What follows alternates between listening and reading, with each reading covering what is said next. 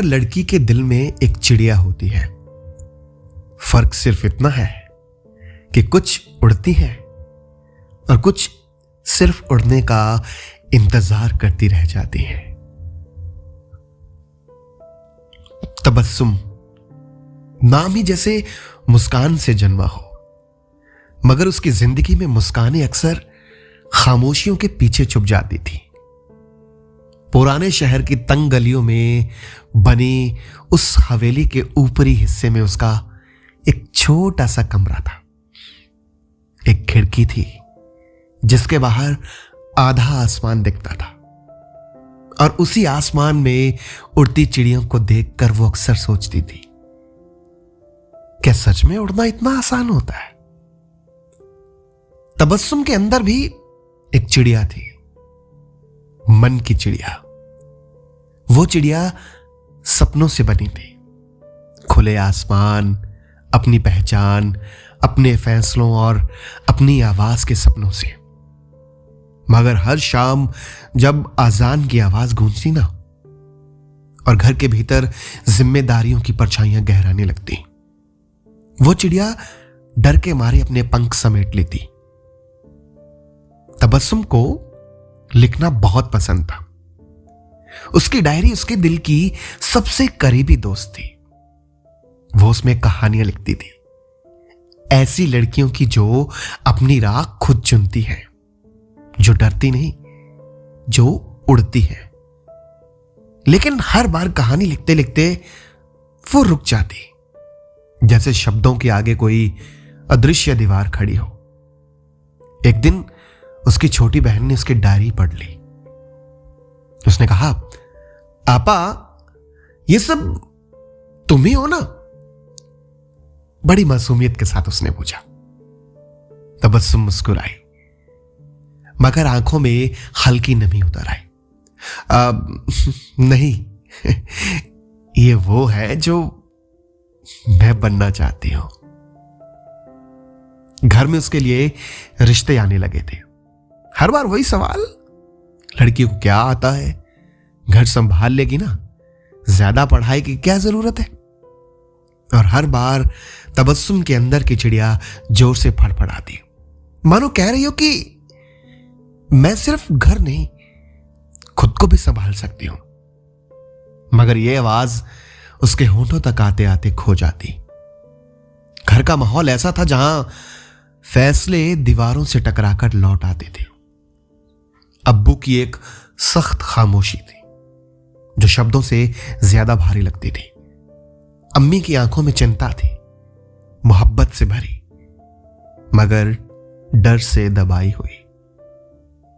वो इतना कहती थी कभी कभी, बेटी, ज्यादा ऊंचा मत सोचो, लड़कियों की दुनिया अलग होती है। वो अक्सर धीमी से समझाती थी उसे। और ये लिखना पढ़ना, ये सब शौक ना शादी के बाद ही खुद ब खुद खत्म हो जाते हैं। खाला की आवाज में जैसे समाज की पूरी परंपरा बोलती थी। तबस्सुम चुप रहती, मगर उसके अंदर की चिड़िया इन बातों से घायल हो जाती। एक दिन अब्बू ने उसकी किताबें समेटते हुए कहा, बस बहुत पढ़ लिया, अब घर की जिम्मेदारियां सीखो। उस पल जैसे किसी ने उसके पंखों को पकड़कर जोर से मोड़ दिया हो। उसने कुछ कहना चाहा, मगर शब्द गले में ही अटक गए। उस रात उसने डायरी में लिखा, क्या सपने देखना भी एक गलती होती है? स्याही के धब्बों के बीच कुछ आंसू भी गिर गए थे। तबस्सुम सिर्फ परिवार से नहीं, अपने भीतर के डर से भी लड़ रही थी। कभी कभी उससे खुद पर ही शक होने लगता, शायद सच में मैं ही गलत हूं, शायद मुझे इतना सोचना नहीं चाहिए। मगर फिर वो चिड़िया जो उसके भीतर रहती थी, वो उसे धीरे से कहती, अगर तू गलत है ना, तो तेरे सपने इतने सच्चे क्यों लगते हैं? एक दिन मोहल्ले की लड़की की शादी हुई। वो लड़की जो उसके साथ स्कूल जाती थी, आज घूंघट में चुप बैठी थी। तबस्सुम ने उसकी आंखों में देखा, वहां भी एक चिड़िया थी, मगर उसके पंख जैसे हमेशा के लिए बांध दिए गए हो। उस रात वो बहुत देर तक रोती रही।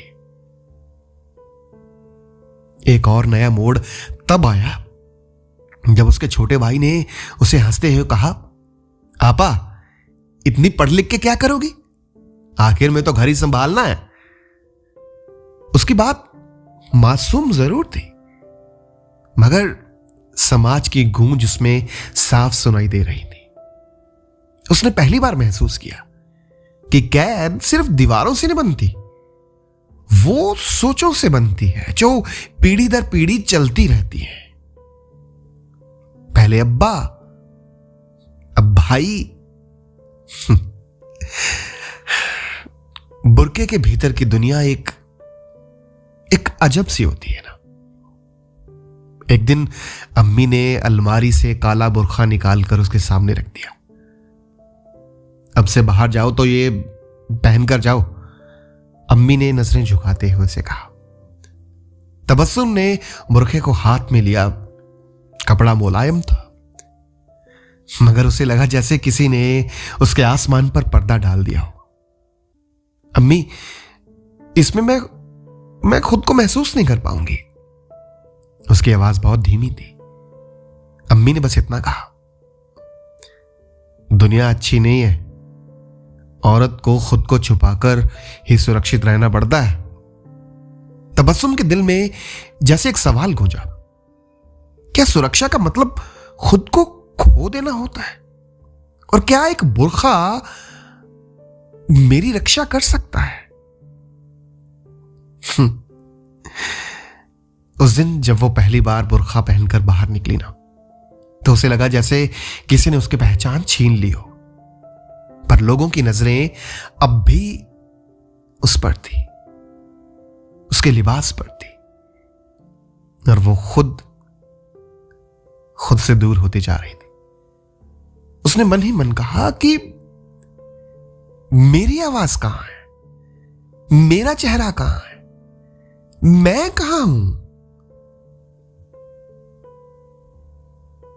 एक शाम जब उसने लिखते हुए देर कर दी, तो अब्बू की आवाज गूंज उठी, हर वक्त किताबें, घर का काम कौन करेगा? वो घबरा कर उठी। मैं कर दूंगी अब्बू, बस थोड़ा सा। थोड़ा थोड़ा करते लड़कियां हाथ से निकल जाती हैं। खाला ने बीच में ही बात काट दी। उस दिन पहली बार आवाज ऊंची हुई, पहली बार उसके शब्दों को, उसके सपनों को कुचला गया। रात को अम्मी उसके पास आई। तबस्सुम बेटा, हमें समाज में रहना है, उन्होंने कुछ सोच के आपको कहा होगा। वो तबस्सुम के बाल सहलाने लगी, उसकी आंखों से आंसू बह निकले। अम्मी, क्या समाज में रहने के लिए खुद को मार देना जरूरी है? अम्मी चुप हो गई। उनकी खामोशी में बरसों का दर्द छुपा हुआ था। इस्तेमाल होने का एहसास धीरे धीरे तबस्सुम को महसूस होने लगा। उसकी पसंद, उसकी नापसंद, उसकी ख्वाहिशें किसी के लिए मायने नहीं रखती। एक दिन उसने अपने घर में ही सुना था कि लड़की है, आज नहीं तो कल दूसरे घर चली जाएगी, जितना काम सीख ले उतना अच्छा है। उसका दिल मानो टूट सा गया। वो सोचने लगी कि तो क्या मैं सिर्फ एक जिम्मेदारी हूं? अंदर से आवाज आई, नहीं, तू एक कहानी है जिसे अभी पूरा लिखा जाना बाकी है। अंदर की आग जलती रही। उस रात सो नहीं पाई।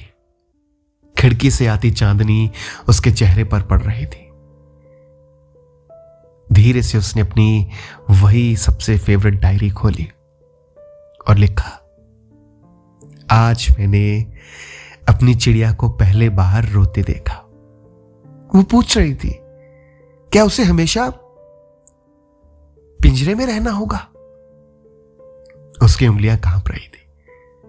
अचानक उसने अपनी कलम रोक दी और पहली बार अपने आप से सच कहा, डर तो मुझे है, मगर मेरी खामोशी उससे भी बड़ी कैद है। अगली सुबह घर में उसके लिए एक रिश्ता आया। सब बैठे थे, चाय, मिठाई, औपचारिक मुस्कानें। जब उससे पूछा गया, बेटा तुम्हारी क्या ख्वाहिश है, कुछ पल के लिए मानो जैसे पूरा कमरा थम गया। अम्मी की नजरों में डर था, अब्बू की आंखों में सख्ती, खाला की भौहें पहले ही सिकुड़ चुकी थी। तबस्सुम के दिल की धड़कन तेज हो गई।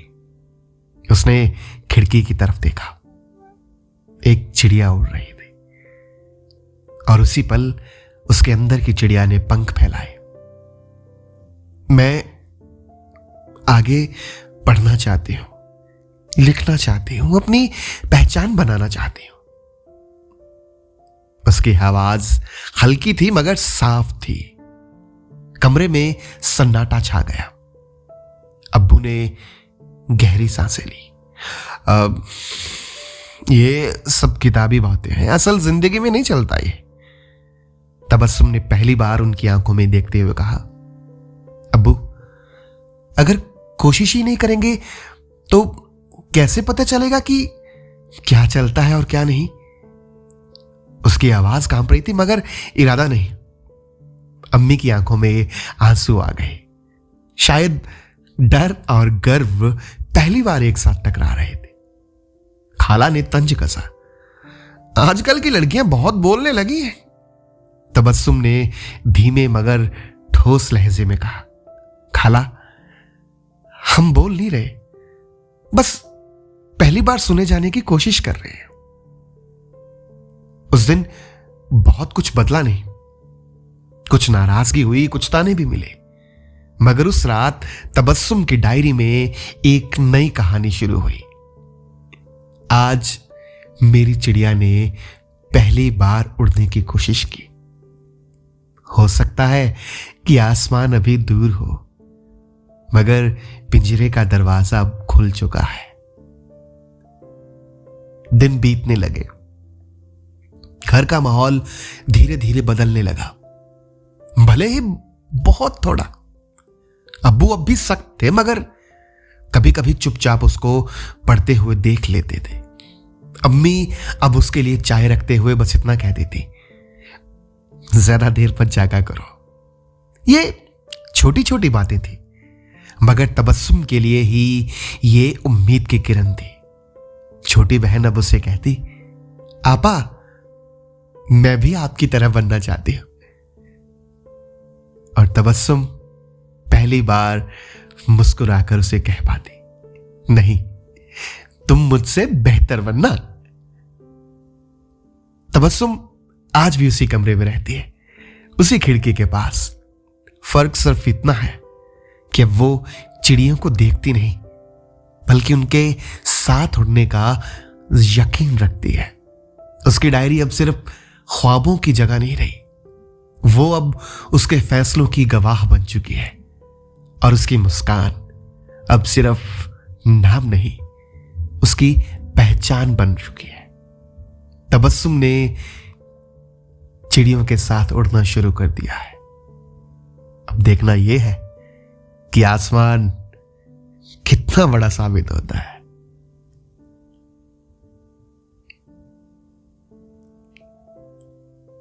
अगर आपको यह कहानी पसंद आई हो तो कमेंट सेक्शन में मन की चिड़िया लिख दीजिएगा। और हां, अगर आप इस चैनल पर पहली बार आए हैं या आपने अभी तक इस चैनल को सब्सक्राइब नहीं किया है तो सब्सक्राइब कर लीजिएगा और साथ ही साथ बेल नोटिफिकेशन आइकन ऑन कर लीजिएगा। फिर मिलेंगे किसी नए किस्से के साथ।